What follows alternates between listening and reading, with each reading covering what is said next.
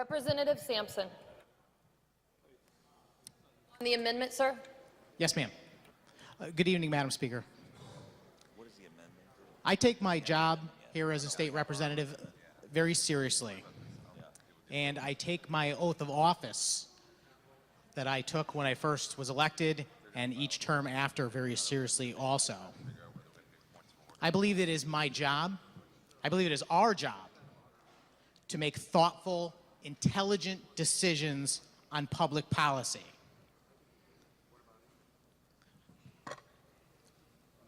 This session, there have been a number of bills that have come before us where I fear that the tiniest bit of politics has crept into our policy making, and this is one of those bills.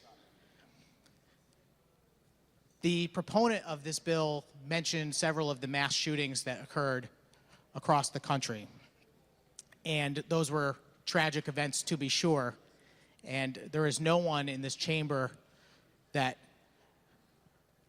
could ever see a positive outcome from any of those things. They were tragic, horrific events. And I share the desire of my colleagues in both parties to come up with public policy changes to make our world safer, to make our state safer, to make our schools safer. I'm going to oppose the amendment before us, Madam Speaker, because I don't believe that this particular piece of policy focuses anywhere near that effort. And rather, it is more about politics than policy. We all know that the state is in a bit of distress on a lot of different issues, primarily our financial situation. And each day it seems we come in here and address a great number of different things. We've talked about red-eared sliders. We've talked about horseshoe crabs. We talked about satellite dishes. But we have yet to talk about the looming budget deficit that's before us. And now we're talking about bump stocks, something that I would argue probably no one in this room had heard of prior to an event that happened in Las Vegas, another tragic shooting. And I want to talk more about that, but I will get to that in a few minutes. I want to start by saying that I am against gun violence. I am against all violence. I think everybody in this room is against violence and gun violence. The question is, what do you do as a lawmaker when you're making public policy to address that problem? And I've talked to a great many people. I was here actually the day that the rally occurred on the Capitol grounds. I met a lot of different people, and they were here for lots of different reasons. The majority of them were here with concerns over Trump. But the few people that I did talk to that had a concern about gun violence that I talked to, they didn't really want to talk to me about bump stocks. What they wanted to talk to me about is doing something. They want us to work together to actually make real policy that will improve the safety of our constituents, especially our school students. I'm going to say a lot of things, I'm going to cover a lot of ground, but I want everyone, while you're listening to me, to keep in mind that that is my primary focus. What do we do that is real policy that would make our world and our schools safer? So we just heard a little bit of conversation about bump stocks, but I'm going to start from the beginning by explaining to everyone what a bump stock is so that they can actually speak about it intelligently. When a firearm is fired, whether it be a handgun or a rifle, physics tells us that the bullet leaving the barrel creates an opposite reaction called recoil. And the act of the gun recoiling can be used as energy to pull the trigger. Now, if you go on YouTube, you can look up bump firing, not bump stock, but bump firing, and you'll see a lot of videos of people bump firing handguns and rifles.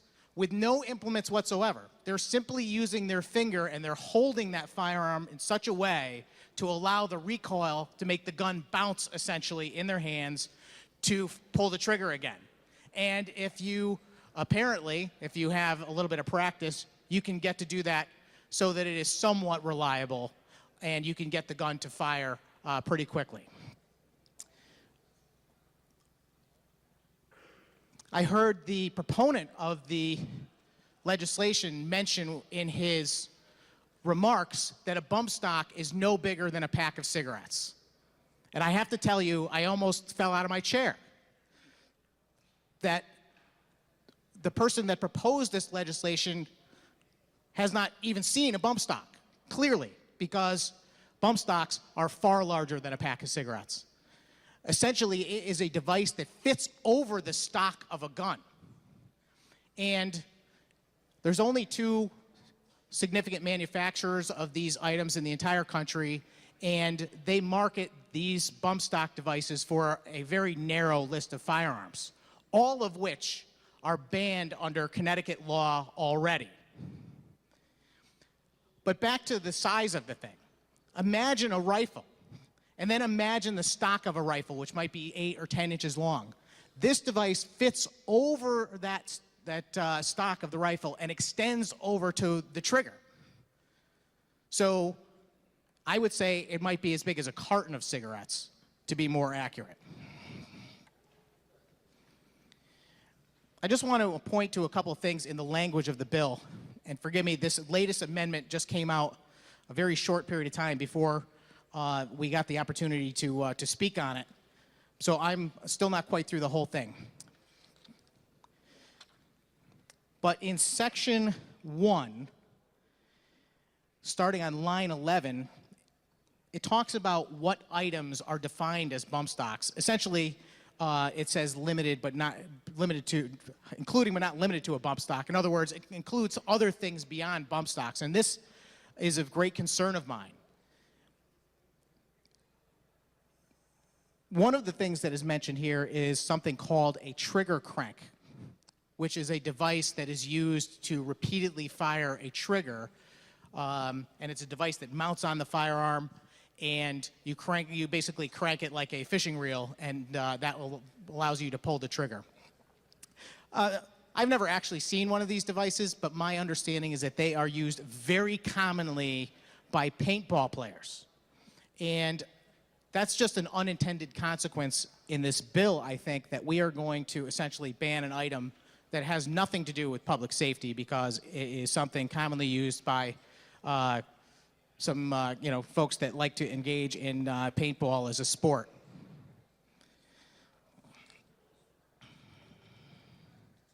I also think it's an odd ban to say that you want to ban bump stocks because, as I mentioned, bump stocks are designed to fit over specific types of firearms.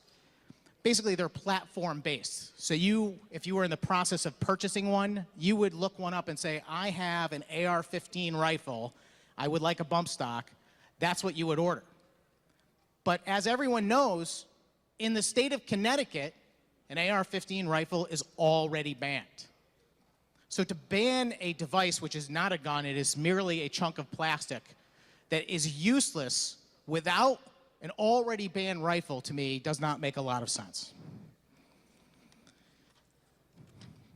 In fact, rifles, despite the few mass murders that have occurred across our world, and that's another debate that we could get into about where these horrific acts tend to occur. But where they have, rifles are often used, it is true. But what I bet people don't realize is that rifles are actually very seldomly used in crimes at all. In 2016, the FBI shows that there were 374 murders committed by rifle. Of course, that's not a good figure by any stretch. But when you consider that in the same year, there were 1,604 murders committed with knives, it puts it in a little bit of a perspective. I saw a recent article, in fact, I printed it out, it's here in my stack of papers, that the murder rate at the end of 2017 in the city of London, which outlaws firearms, was higher than New York. And that is because of a rash of stabbings. It's just a little lesson to us to recognize that evil people will commit evil deeds. And you can try very hard to change the environment or the circumstances or what implement they might use to do so, but it's much, much harder to stop them. And we need to concentrate on that if we ever want to reduce crime and improve the safety of our citizens. Simply banning things only makes people search out other implements. I started by saying that this is a questionable policy matter. So I just want to go through a list. Some of these things I mentioned already. But number one is that we are banning an item that has never, ever been involved in a crime in our state. I know there were quite a few questions at the start of this debate about this, but let me just repeat that again. No one has ever been convicted of a crime using a bump stock in this state. I looked hard today to try and find one in another state, and I could not find one. I'm not ready to say that that's 100%, but I could not find one no matter how hard I tried today. Las Vegas was mentioned by the proponent of the amendment. I just want to point out a couple of things. I read 10 or 15 different articles about what happened in Las Vegas today, too, to get the straight story on that. And the proponent mentioned that there were 12 firearms found with bump stocks installed. And every article that I read said it was 2. But one other much more interesting thing I discovered when I read those stories was that they found actual automatic weapons. The FBI reported that there were actual automatic weapons found. And there is a great deal of speculation from experts to say that he did not use the bump stocks, he used automatic weapons. Now, it's probably neither here nor there. And I'm not going to try and say that a bump stock is a good thing. I'm just going to say that it is not the only thing that can cause pain and damage, and we don't ban things simply because they are dangerous. Third, this issue about bump stock specifically is likely to be resolved on a federal level within the next couple of months. The President of the United States has come out and tried to push his Attorney General to go ahead and make a decision on this so that we can get it resolved, so the states do not have to take it up as an issue. The ATF has a system, which I'm sure one of my colleagues will talk about at great length, to determine whether or not items fall into certain categories as far as firearms, whether something is actually a machine gun, whether a part could be used to make something a machine gun. They have that ability. We do not have that here. And this is a decision that really ought to be made by people that are skilled in that arena. And since it's going to be done on a federal level, why are we doing this now if it's not for politics? Because simply, we would never do this for any other policy matter. We would simply wait to let it pan out for a couple of months. The big dispute, by the way, I'll just for education purposes, in Washington at the ATF about the bump stock is whether or not it makes a firearm into a machine gun. And I just want to bring it up because of the language in the bill and a common misconception about how a bump stock turns a regular firearm into a machine gun. Firearms are designed to be used a certain way, and a semi-automatic firearm, which is one that fires one round for every pull of the trigger. It does not spray bullets, as some people often say.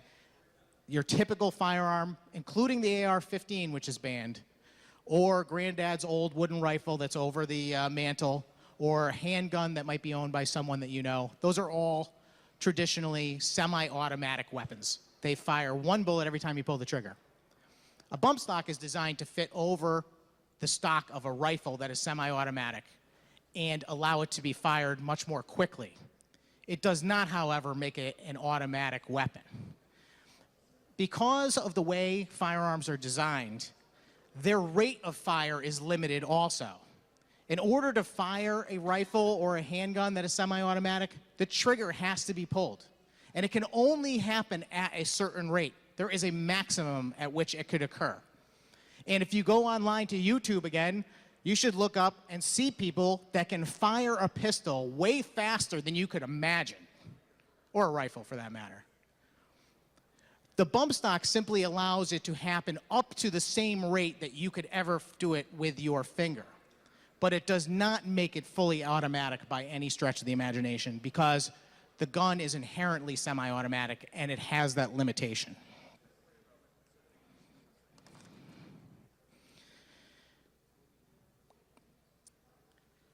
As I said, the action of a bump firing of a firearm can be replicated in a lot of different ways. If you go onto YouTube and you look up bump firing, you can look up and see people bump firing a gun with no implements at all, just using their finger. You can see people that have used their belt loop. You can see people who have used all manner of implements to bump fire a gun. A bump stock is simply a commercially available device to do the same thing. But my point is, by eliminating bump stocks, you do not eliminate the bump firing of a firearm. You do not eliminate the ability for someone to fabricate a device to bump fire a firearm. And since bump stocks are manufactured and marketed to people that own specific firearms that are already banned in our state, I don't know how this affects people. Number 9, and forgive me, I didn't number all of the items, but I have them here. Bills that ban things on a state level are obviously ineffective. If you ban something in Connecticut, but it's available in Massachusetts, or it's available in New York, or New Jersey, or Vermont, or a number of places that are within an hour or two's drive of Connecticut, it's not really banned. It will still be available. I also want to point out that I read a news story today about the number of bump stocks that have been sold in recent months. If anyone is thinking that somehow talking about a ban on bump stocks is going to reduce the number of bump stocks in existence, boy, are they wrong.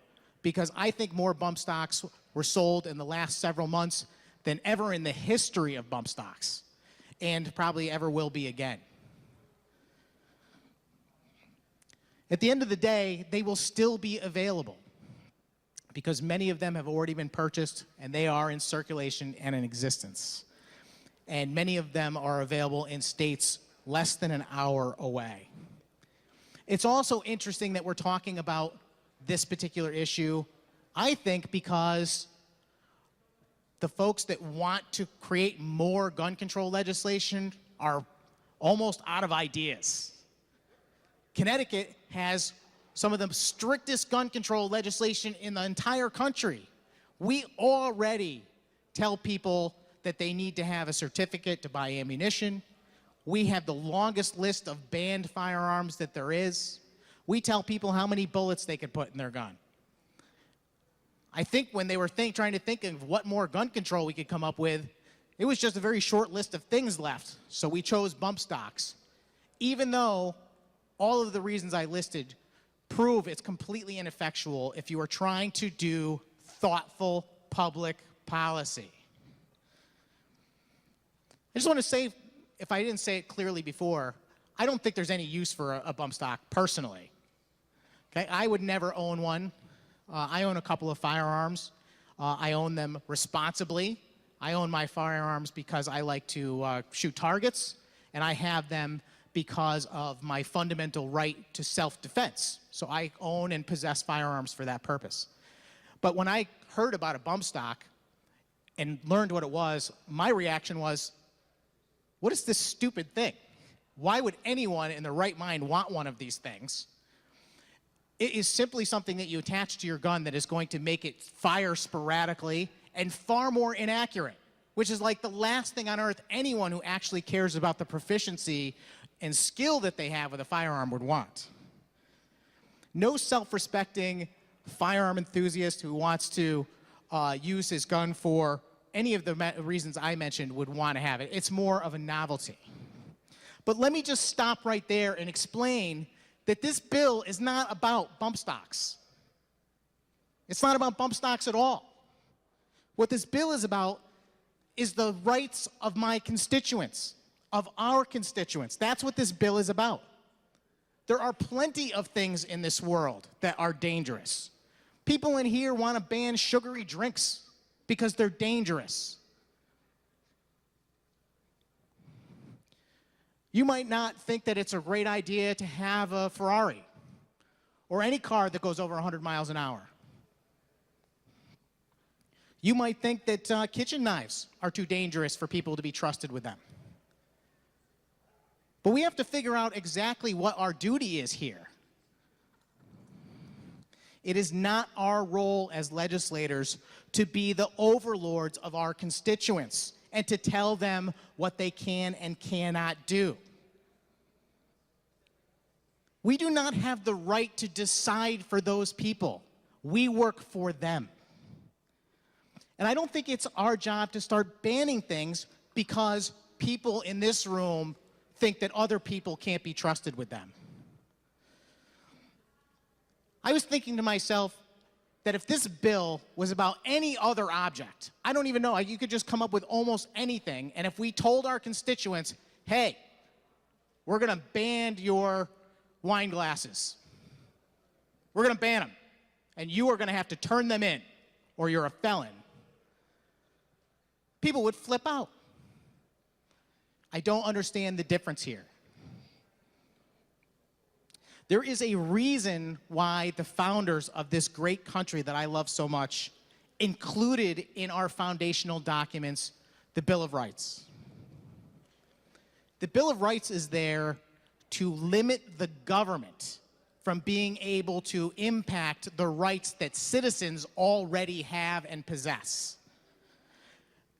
Their overriding concern with every sentence in the Bill of Rights is about maintaining the rights of every individual's freedom, making it clear, as I said, that the government works for the citizens and is not there to be their keepers. It also makes it clear to us that we should be extraordinarily careful when we are writing legislation and policy around the edges of the rights of individuals, especially items that are spelled out so clearly in the foundational core documents of our country.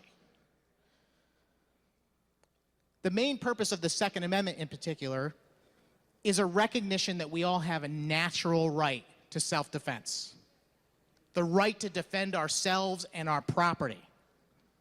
In fact, I have said many, many times that this may in fact be the cornerstone of what it means to be an American, that we have the power to make those decisions for ourselves. I was going to talk more about the Second Amendment, but I don't want to hash that through when we have another very fine document that we can refer to, and that is our own Connecticut Constitution. I would refer everyone to Article 1, Section 15, where it says, every citizen has a right to bear arms in defense of himself and this state. Another recognition that we work for the citizens and their rights trump our decision on what they can and cannot do in their own defense. I read a recent article, which I mentioned when we had this debate in the Judiciary Committee, and it was from an author that I admire very much. Her name is Joyce Lee Malcolm. And she was essentially has written a great deal about gun control and the various aspects of it. But she was interviewed right after what happened in Las Vegas about the issue of bump stocks. And she said, quote unquote, everybody seemed to leap on it, looking for a political benefit. And that was my reaction too. It's my reaction to why we are here.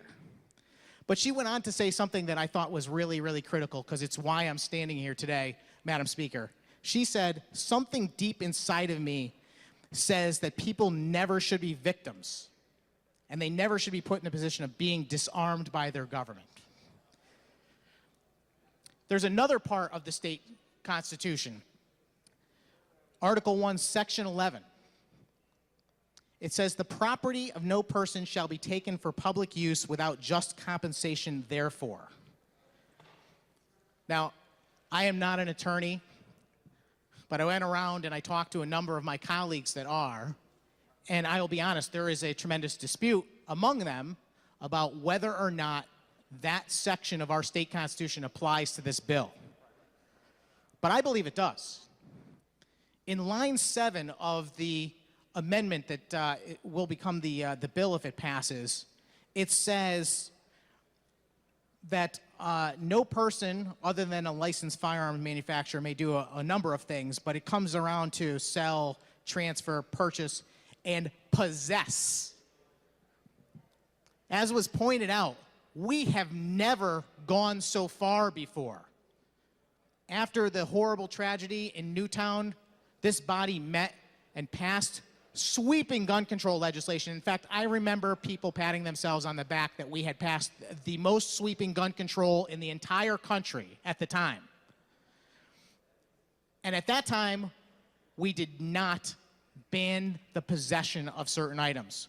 We allowed people that already owned banned firearms and magazines to continue to possess them. And I believe it was because there was a constitutional concern about taking those items without compensating the citizens. Look how far we've come, ladies and gentlemen. A few short years later, and here we are, ready to ban someone from possessing an object in our state. We are telling the citizens of our state they cannot own something.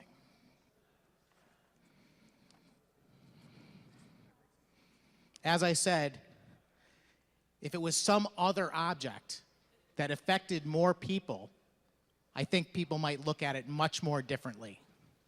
But because this is a limited population,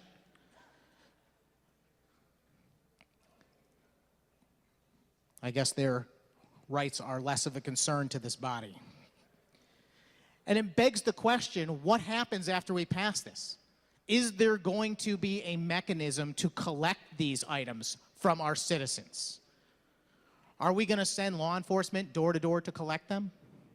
Is there going to be compensation? Which begs another question. If we're going to compensate people for banning and then confiscating their property, where's that money going to come from? This is simply asking for another lawsuit that the state cannot afford to defend. I know that there is a provision in the bill about notice, but let me tell you, this is the most inadequate notice provision I've ever seen in anything. Section 2, not later than 30 days after the effective date, the Commissioner of Energy Services and Public Protection shall, within available appropriations, which is code for if we won't do it if we don't have the money,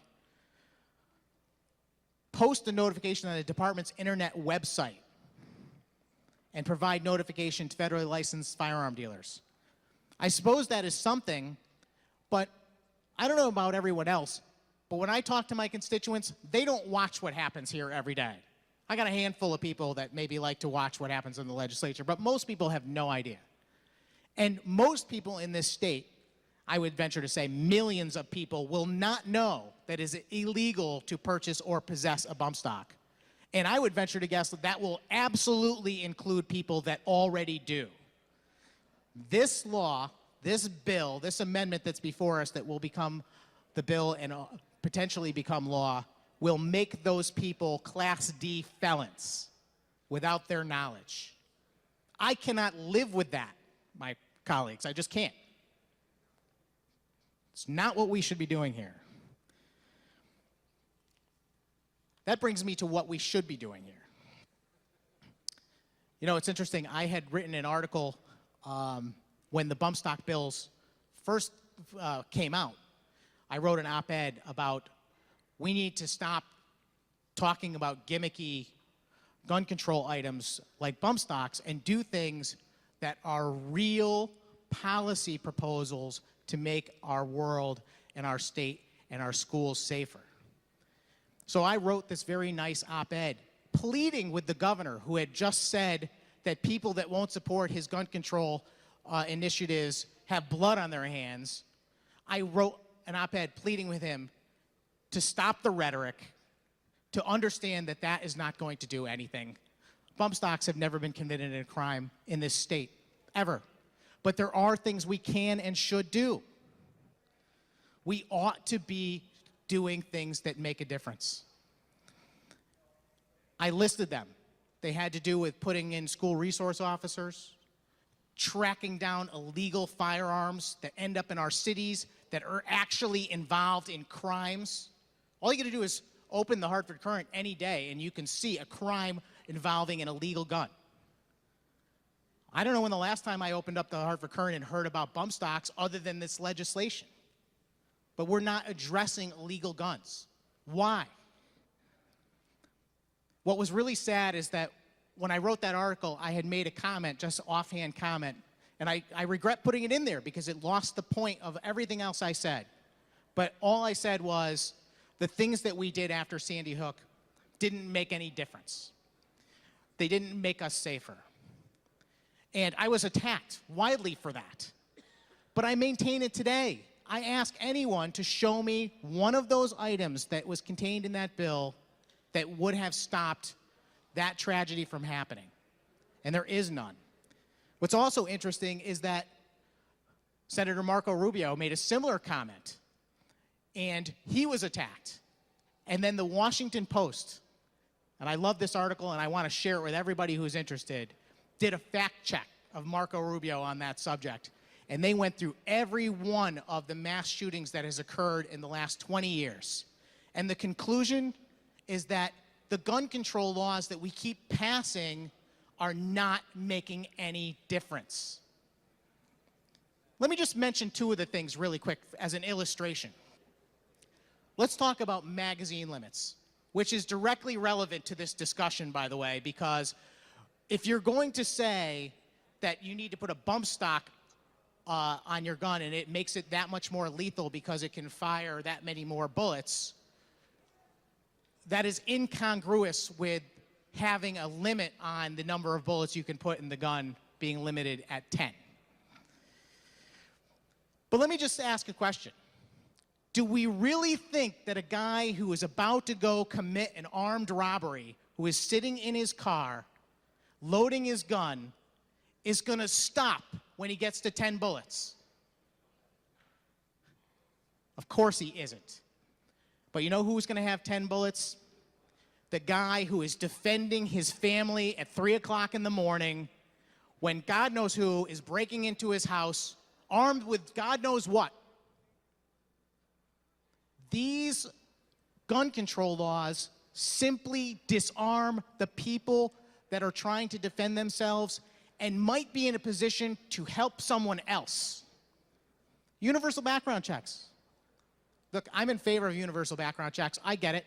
I think there is a value in trying to make sure that we keep guns out of the hands of people that should not have them. But make no mistake, universal background checks are not effective. You know why? They're not universal. They're voluntary. If I am going to exchange a firearm with someone else, yes, I'm a law-abiding person. I am going to go down to the gun store, and I'm going to fill out the paperwork, and so is my friend, and we are going to get our background check, we're going to pay our fee, and we'll be on our way. But a criminal who wants to commit an act of violence or a robbery, he's not buying his gun that way. He's buying it on the street, as I previously mentioned. And there is no background check. No matter how universal you call it, it's still voluntary because it requires the person to take the initiative before they can get their firearm. The whole gun control debate is riddled with misinformation and distractions and very little common sense. And I get it.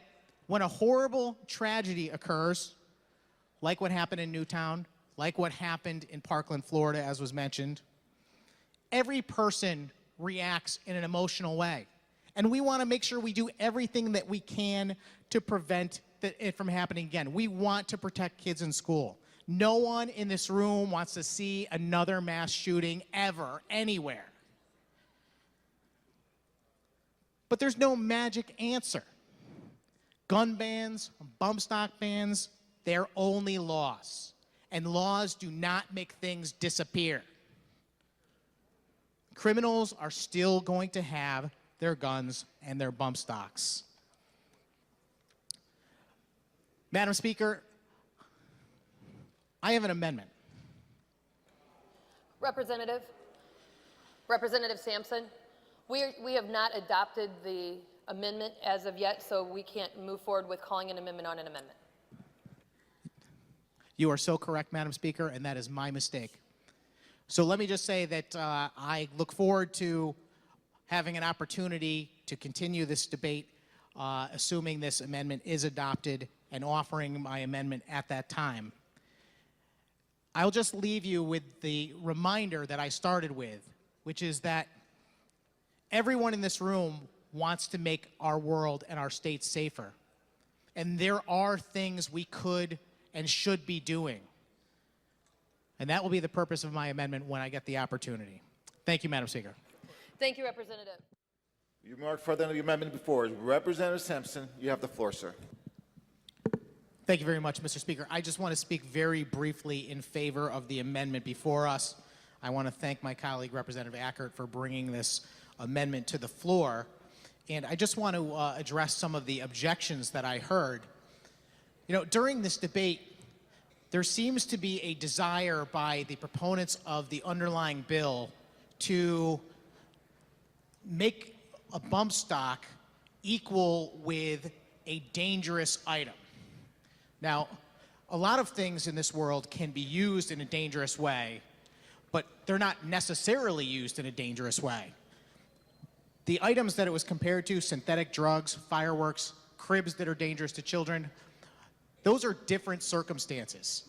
In the case of synthetic drugs and fireworks, I'm quite confident that when those items were banned, they were banned because they were dangerous, but the understanding was that they were going to be used immediately. This is not the type of product that you would keep into the future. This is an entirely different thing. We have established repeatedly during this debate that a bump stock is useless, completely, utterly useless without a firearm. We also established that the firearm that it's intended to fit is already banned in our state. I don't understand why there are any objections to this amendment. It seems illogical to me. I did not support the gun control laws that happened after Sandy Hook, but I understood completely why, when they banned magazines over 10 rounds and assault weapons, why they grandfathered in the people that owned those items already. I understood that because it would be very difficult to go back and tell folks that they paid good money for things that were lawful, that they would have to give them up. That is all that this amendment does. This amendment says treat bump stocks the same way. The thing that gets me is that the objection to this amendment is that bump stocks are so deadly that we cannot allow that to happen. But if that's true, then why did we allow it to happen for assault weapons? This particular amendment makes this bill infinitely more appropriate. At the end of the day, I don't know that banning bump stocks makes any difference in making our world safer one iota. But one thing I do know is that it is absolutely wrong to make felons out of perfectly lawful citizens for something they will certainly not know about. There is virtually no notification in this proposal of the underlying bill at all. It says we're going to put something on a website. How is John Smith in whatever town, Connecticut, going to know that when, for whatever reason, he is discovered having a bump stock and is now a Class D felon? How's that going to happen? What is the protection for that guy who never committed a crime ever, who bought something when it was perfectly lawful and has possessed it ever since? That is one of the major issues with this bill. People that would otherwise probably support the underlying bill are going to vote no because of that. It is a reasonable amendment. It really should be adopted, Mr. Speaker. Thank you. Thank you, sir. Will you remark further on the bill as amended? Representative Sampson. Thank you very much, Mr. Speaker. Earlier tonight, when we first started the debate on the amendment, which has now been adopted and has become the bill, I started by saying that I take my job as a legislator very, very seriously. And I also said that I try very hard to listen to my constituents, especially when it comes to issues of great magnitude. And certainly over the last several years, the issue of gun violence has become an issue of great magnitude. People everywhere are concerned about crime, about violence, and the proliferation of illegal guns in our major cities across this country. As I said before, I actually came up here to greet some of the people at the anti-gun rally to find out exactly what they were concerned about. And if it really was about getting rid of guns, or whether it was about the larger issue of working together across party lines for solutions to make our world a safer place. And whenever I talked about that, people's eyes lit up, because that's what they want from us. They want us to work together for real solutions, thoughtful solutions, to make legitimate public policy that benefits our world. They do not want to see gimmicks and political games. The proponent of the amendment started this debate by talking about gun violence, and that the impetus of this legislation is gun violence. But gun violence comes in a lot of different ways. There are certainly the mass shootings that we're all aware of, despicable, tragic acts that tear at our heartstrings. Difficult issue for sure. And we are going to continue to grapple with that for a long, long time to find answers and solutions to prevent those things from happening. But there are other kinds of gun violence too. There is the gun violence that happens every day in our state and across this country that we can identify the problem and do something about. And with that, Mr. Speaker, I have an amendment. It is LCO 4740. Would you please ask the clerk to call it and allow me to summarize? Will the clerk please call LCO number 4740, which will be designated House Amendment Schedule C. House Amendment Schedule C, LCO number 4740, offered by Representative Sampson, Representative France et al. The representative seeks leave of the chamber to summarize the amendment. Representative Albus, for what purpose do you rise? Mr. Speaker, I rise for a point of order. Please proceed. Mr. Speaker, the underlying bill as amended deals with banning fire rate enhancements and the criminal penalties associated with possessing such enhancements.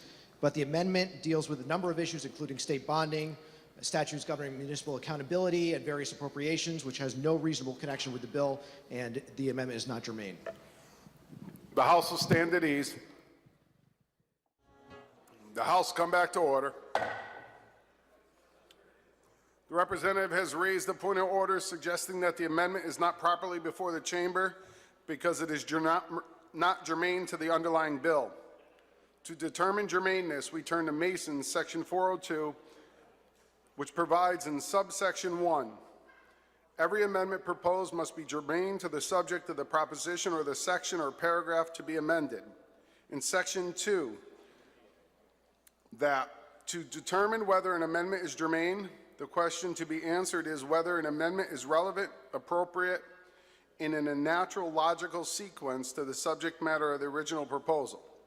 Here, the underlying bill concerns the rate of fire enhancement devices.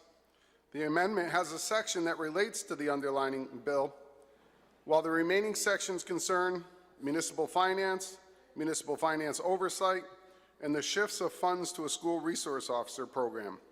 Municipal finance law and school resource officer program do not flow in a natural order logical sequence from the subject rate of fire enhancements. Section 501, tying the underlying bill to federal regulations, does not overcome the fact that the primary effect of the amendment is to introduce unrelated subject matter. Representative Albus, your point is well taken. Representative Sampson, for what purpose do you rise? Mr. Speaker, I appeal the ruling of the chair, Question before the chamber is on appealing of the ruling of the chair. and I'd like, excuse me, Mr. Speaker, a roll call if I could. It will be naturally taken by a roll call. Representative Sampson, in previous session, what we allowed is one member from each party, the opportunity to argue for or against it. In this particular instance, Madam Minority Leader, is there anybody from your party that wants to argue why the rule of the chair should be overturned? I apologize. Representative Sampson, do you have a second to your appealing of the ruling of the chair? Representative Piscopo. Representative Claridis?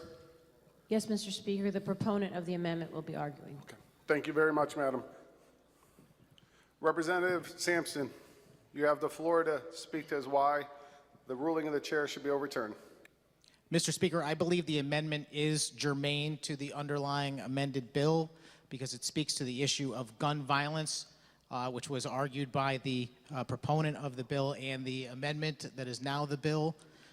Section 501, the first few lines of the amendment refer to bump stocks complying with federal regulations, and the rest of the bill, the amendment rather, is related to issues involving school safety and gun safety, which have been a large part of our debate here tonight, Mr. Speaker.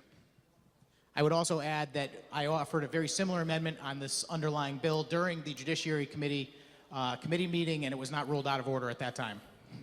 Thank you very much, sir. Representative Godfrey, is it my understanding you're going to be speaking for the majority party, sir? You would be correct, sir. The whole issue of germaneness is not something that just comes out of nowhere. There's a bunch of parliamentary principles that include things like you have to have a quorum, you have to have people actually present, there has to be a bill that there has to be a question that can be debated. And one of the most important pieces of all of these procedures, all of these principles rather, is that people need to have notice before they come in. And if we're going to talk about a question about A, it's unfair to them, and therefore, because they weren't warned that we're going to discuss B, C, or D. That's what germaneness is actually about. And the expectations here, in my mind, are certainly that we're here to talk about bump stocks. We have other bills dealing with gun responsibility. We have other bills dealing with crimes. We have other education bills dealing with school safety. But that's certainly not what I expected to come in and talk about today. So I think it's very, very important to understand that, to know that there has to be a logical flow between the bill and the amendment. And clearly, Mr. Speaker, you're right here. There is none, and therefore it should not be germane. I would urge my colleagues to uphold the decision of the chair. Thank you very much, sir. So for clarification to the chamber, the chair has ruled that it is not germane and it's not in good order. To uphold the ruling of the chair, you'll vote green. To overturn the ruling of the chair, you will vote red. With that being said, staff and guests to the well of the House, members take your seats. The machine will be open.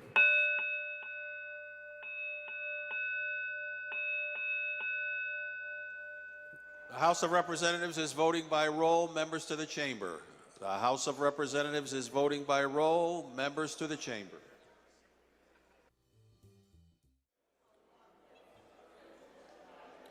The clerk will announce the tally.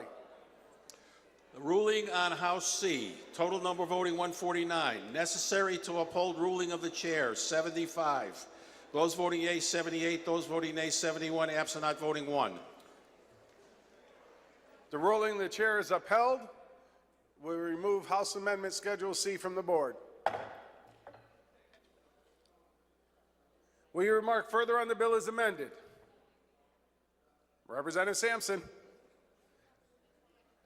Thank you very much, Mr. Speaker.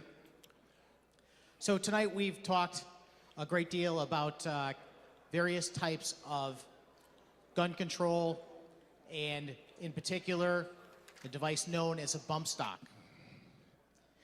But during the conversation, we have spoke about a number of events that have occurred across our country, tragic events. We also agreed that regardless of party, regardless of the ultimate vote on this bill, every one of us is concerned about gun violence. And we want to do everything in our power to change the future to make sure that violence is reduced. Some of these attacks, for lack of a better word, particularly when it comes to school shootings, are very difficult to solve because they don't happen in a way that is easily identifiable. And governments across our country, state governments, our federal government, and experts in the fields of security and psychology have worked very hard to try and come up with solutions. I don't want to spend a lot of time, Mr. Speaker, we've been here for a long time discussing this bill by getting into the nuts and bolts of all that. And I just want to wrap up my comments for tonight just by asking my colleagues in this room to keep some things in mind. First and foremost, that we actually can address certain types of gun violence very effectively and very easily. We know the problem in some cases, and we can go after it. This is what I want to see, Mr. Speaker. I'd ask the chamber to please quiet down. I know there's many conversations going on. I want to give Representative Sampson the attention that he deserves. Representative Sampson. Thank you very much, Mr. Speaker. Much obliged. We already talked about the murder rate in the city of Hartford at the end of 2017 was a record number, 29 homicides. If you do a little digging about that number, you find out that 23 of those involved shootings with firearms. That concerns me as much as anyone else in this room, even though I am widely known to be a strong supporter of the Second Amendment. To me, there is a giant difference. Just like there is a difference between legal immigration and illegal immigration, there is a giant difference between gun violence and those that lawfully own firearms. Those that lawfully own firearms prevent crime by their very existence. People are safer in neighborhoods where it is expected there would be resistance, armed resistance by homeowners. Crimes are thwarted in places where there are folks lawfully carrying firearms. One of the dangers that is being debated is the notion of gun-free zones, and that is something I think we ought to address going forward. The answer, which I think most people on all sides can agree with, that seems to be a good policy when it comes to school safety is school resource officers. That seems to be a very good policy that very few people object to. And what it does is it puts someone actually in a position to defend against one of these types of attackers. I got a little off track because I wanted to focus on Hartford again for a second. Just to say that we know that these 23 shootings that ended up as murders in Hartford were the result, largely, I can't find the data to know for sure, but largely were the result of illegally obtained firearms.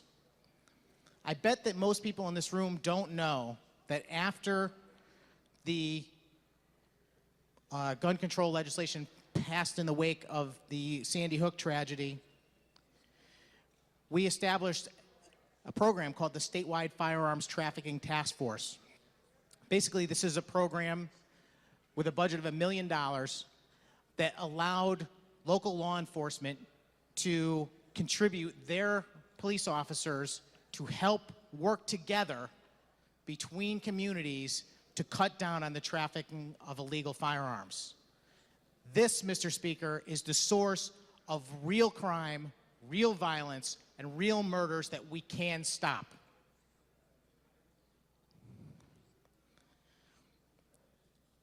It's funny, when I was researching this, I came up with an op-ed written by someone that I'm very unlikely to quote, Mr. Ron Pinciero. But I got to tell you, I agree with him. He wrote an op-ed back in November 4th of 2013, even before Sandy Hook. Stop in-state gun trafficking to criminals. His final statement: Connecticut needs to dedicate more resources to identifying and prosecuting rogue dealers and straw buyers who are diverting guns into prohibited markets. The safety of our communities, our family, and our children depends on it, and I could not agree more. I know this bill is about bump stocks, Mr. Speaker, and I don't mean to go too far afield. I just want to leave it with the fact that we, as a legislative body, have an opportunity to do things. And I think we're making a mistake by not doing these things. We can do these things. We can create a grant program to get school resource officers in our schools, and we can fund that statewide firearms trafficking task force. Those would make a real difference. Thank you, Mr. Speaker.